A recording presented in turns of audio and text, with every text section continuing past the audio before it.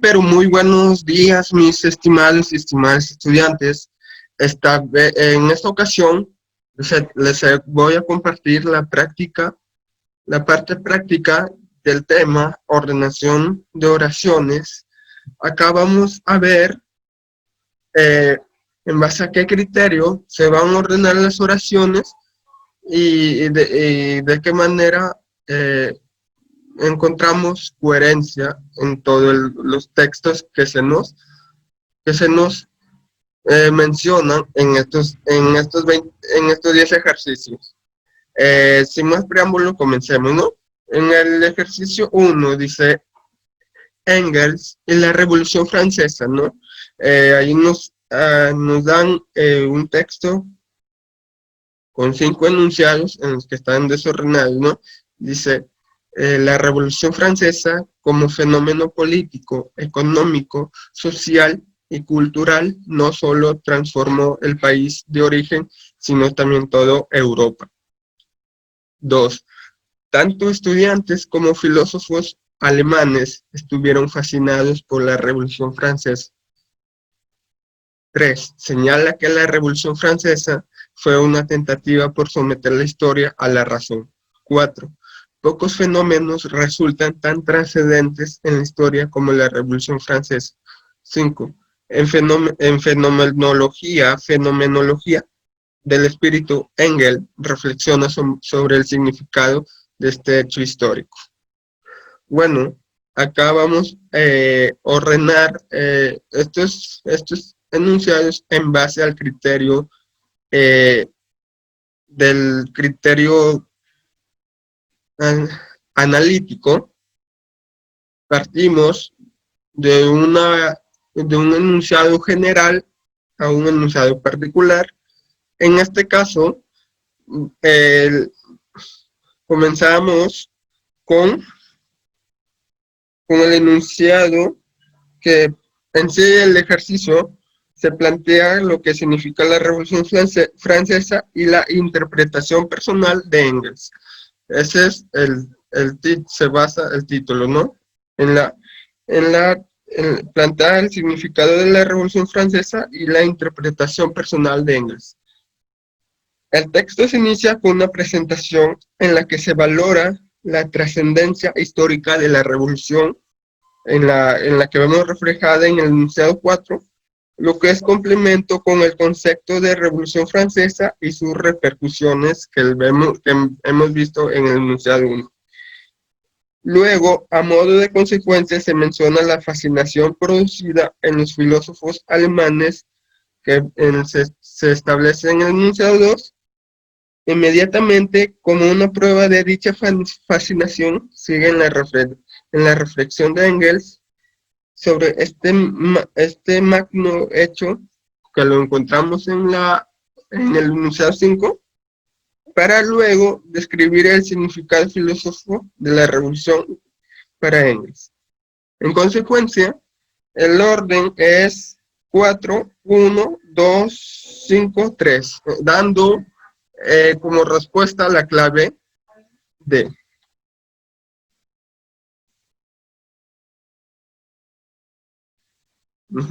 Muy bien, ahora vamos el 2. También, en el ejercicio 2, el criterio de ordenancia es también de lo general a lo particular. Vamos a ver cómo vamos desarrollando, ¿no? 1. Y así la libertad se convirtió en un ideal. La libertad es un factor indispensable, no solo en filosofía, sino también en religión. Luego, la lava se enfrió y se convirtió en piedra. Entonces, aparecieron las instituciones, las jerarquías, las autoridades y los deberes. 5. En un principio, las religiones fueron como lava que salía de un volcán en erupción. Jesús y Buda son paradigmas de hombres libres. Bien, ¿cómo vamos a ordenar en este ejercicio 2? Vamos a ver, se plantea así, ¿no? Bajo el título de la libertad y la religión, en este ejercicio se explica la importancia de la primera según la trayectoria histórica de la segunda. Así damos cuenta la importancia de la libertad en la filosofía, así como en la religión, que lo vemos notando en el enunciado 2, para luego ver el modo de sustentación de la idea inicial. Citamos a dos grandes personajes religiosos que han trascendido a lo largo de la historia, como Jesús y Buda, quienes marcan el origen de la religión libre, que lo vemos reflejado en la oración 5. De manera inmediata, complementamos con una metáfora que representa la materialización de la religión por medio del agua, que lo vemos en el enunciado 3. Luego, como consecuencia, se menciona la aparición de entidades formales que manejan la carencia de las personas, que vemos reflejadas en el enunciado 4, para finalmente dar una conversión a la libertad en un ideal, que lo vemos reflejado en la oración 1. Entonces, la alternativa es casa 2, 5, 3, 4 y 1. Muy bien, así quedaría la oración ordenadamente. Ahora vamos al ejercicio 3, el pensamiento de González Prada. Para Prada, la influencia de la Iglesia Católica en la educación y en general en la cultura resulta contraproducente. 2. Asimismo, reconoce la dignidad de la mujer y su igualdad frente al hombre. 3. El liberalismo de González Prada se manifiesta sobre todo en su anticlericalismo. 4. En el matrimonio verdaderamente humano no hay un jefe absoluto, sino dos socios con iguales derechos. 5. En la filosofía de González Prada destaca su marcado liberalismo. Muy bien, ahora vamos, como notarán, también se basa en el criterio de ordenación de oraciones, el criterio analítico se basa en este ejercicio 3. Ahora vamos a dar la justificación de cómo se ordena este ejercicio.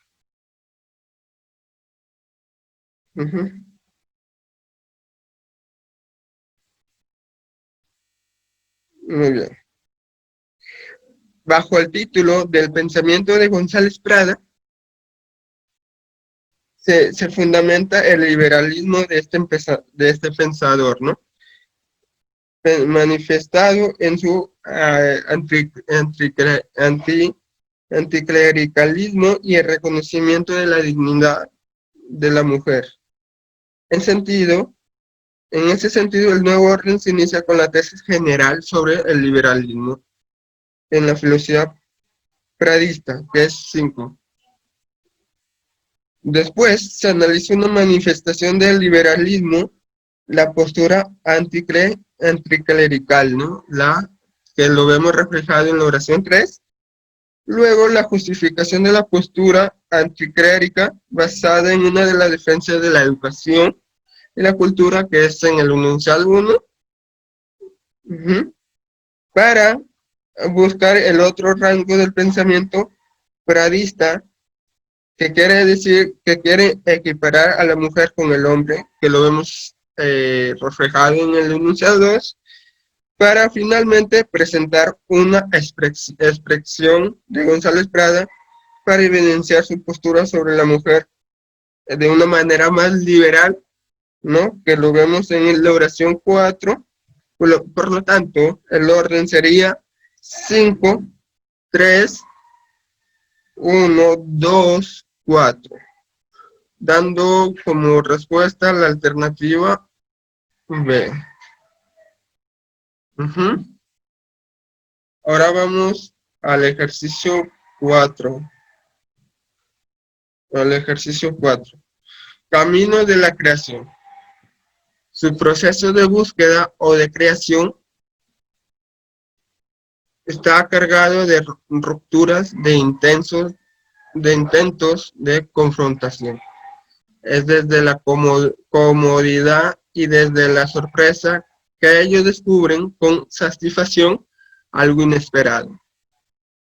3. El potencial del ser humano determina que no hay una sola fórmula para crear. 4. Los artistas creen que el caos es necesario para construir un nuevo orden. 5. De otro lado, cuando los niños crean, lo hacen a través del juego.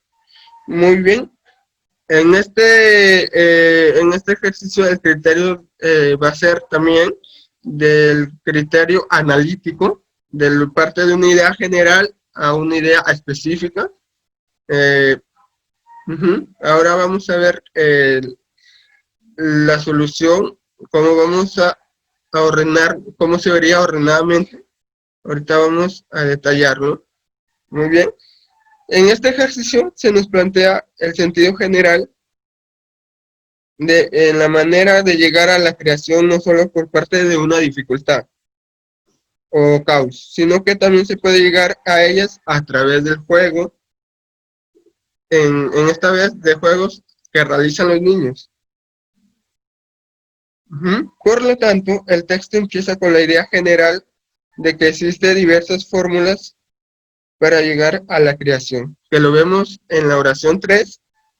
Inmediatamente se menciona el caso de los artistas, quienes tienen como punto de partida el caos, que lo vemos reflejado en la oración 4. A continuación se enumeran los elementos presentes en el proceso de la creación artística, que lo vemos reflejada en la oración 1. Luego se da paso a los elementos, luego se da paso a la creación de los niños a través del juego, que está en la oración 5, para finalmente informarnos sobre los elementos presentes en la creación ludótica o lúdica del niño, que está en la oración 2. Entonces, ¿cómo se ordenaría este enunciado, este texto? Se ordenaría con 3, 5, 1, 3, 4, 1, 5, 2, ¿no? 3, 4, 5 y 2, ¿no? Quedando como alternativa la A. Muy bien. Ahora vamos a ver el ejercicio número 5. Trascendencia de la motivación en la escuela. De esta manera, estará abriendo las puertas del aprendizaje. Todos los alumnos deben estar suficientemente motivados en el proceso educativo. Por el contrario, puede cerrar las puertas de su mente y con ello la posibilidad de adquirir conocimiento. Es preciso conocer cuán motivado está el profesor en cada clase para poder generar inquietudes en sus alumnos. Sin embargo, la motivación no debe ser solo del educando. A ver, acá en este ejercicio también se basa en el criterio analítico. Vamos a ver desde la idea amplia o general a una idea particular. Ahora vamos a dar la justificación de cómo solucionar este ejercicio. Ahora vamos a ver, ¿no? En el título nos hablan sobre la trascendencia de la motivación en la escuela. A partir de esta premisa vamos a ordenar nuestros enunciados. También se nos explica la importancia de la motivación no solamente en el educando, sino también en el profesor, pues el profesor es el guía del alumno en su aprendizaje. Así comenzaremos el nuevo orden informando sobre la necesidad de la motivación en el alumno, que está en el 2, en el enunciado 2. Luego, sugieren que la motivación no debe ser exclusiva del alumno, que está en la oración 5, para luego señalar la importancia de la motivación en el maestro, que está en la oración 4, para que nos hablen de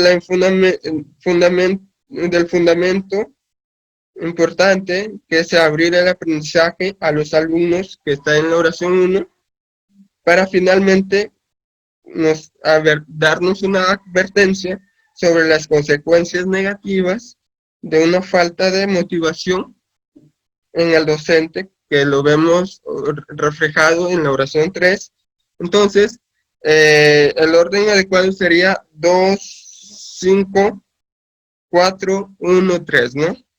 Que sería la alternativa A. Ahora vamos al ejercicio 6, significado de la sensación y la percepción.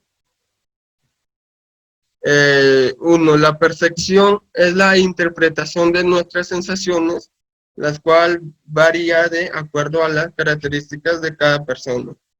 2. Sensación y percepción son conceptos diferentes. 3. Ello significa que uno mismo estímulo puede generar diferentes percepciones según quien la reciba. 4. La sensación es la capacidad para captar información de la realidad. Acá también parte de lo general a lo particular, ¿no? En el criterio analítico, ahora vamos a justificar cómo vamos a ordenar las oraciones en este ejercicio. El ejercicio apunta a esclarecer la diferencia entre los conceptos de sensación y percepción. Empezando con la afirmación general sobre la diferencia entre sensación y percepción, que lo ubicamos en la oración 2. A continuación, se menciona el significado de sensación basándose en el orden sugerido por el título que vemos reflejado en la oración 4.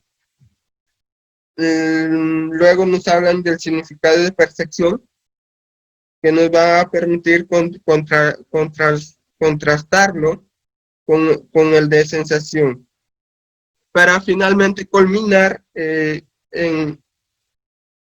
con unos detalles sobre la variabilidad de las percepciones, que lo vemos ubicado en la oración 3.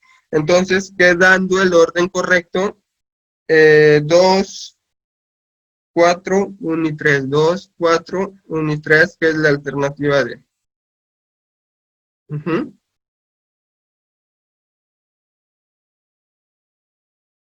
A ver, ahora vamos a ver el ejercicio número 7, la esencia de la poesía. 1. Poe y Verlaine afirman que debe uno aproximarse a la música.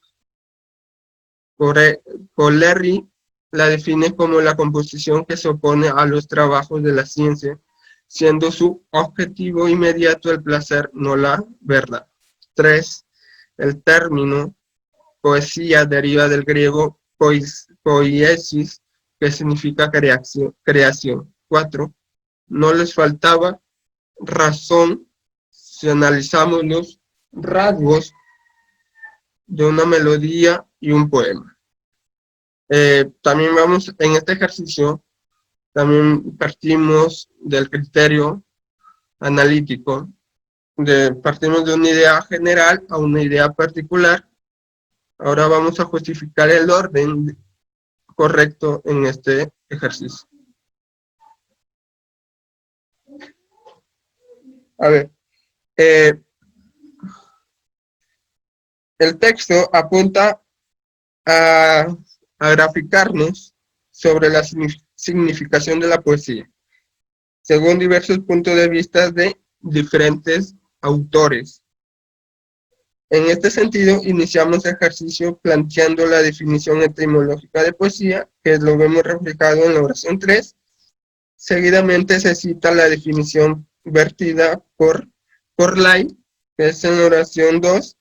Después el punto de vista de Poe y Verlaine sobre la aproximación de la poesía y la música. que lo vemos reflejado en la oración 1, para luego darnos términos con la fundamentación del punto de vista de Poe y Verlaine. En consecuencia, ordenamos las siguientes oraciones en 3, 2, 1 y 4, dando como alternativa la C, la letra C. Muy bien, eso ha sido en base al ejercicio, al ejercicio 7, ¿no? El ejercicio 7. 3, 2, 1 y 5. Ahora vamos a la alternativa al ejercicio 8. El ejercicio 8, el sentido de la argumentación. 1. Debe evitarse la intromisión de lo personal y convierte que predominen las proposiciones subordinadas, causales y consecutivas. 2. En el trabajo intelectual resulta fundamental el uso de la argumentación. 3. Su propósito es convencer o persuadir. 4. Argumentar es plantear una serie de razones o de pruebas en apoyo de una idea. El orden correcto de esta oración es, es 2, 4, 3 y 1. 2, 4, 3 y 1. 2, la alternativa es D. Y el criterio también es el criterio analítico. Ahora vamos al ejercicio 9, ¿no? La importancia de los principios. Acá también parte de lo general a lo particular. Primero empieza con el orden en la oración 4, luego sigue la oración 1, para luego seguir con la oración 3, luego sigue la oración 2, y luego termina en modo de conclusión la oración 5. Entonces, la respuesta sería casa.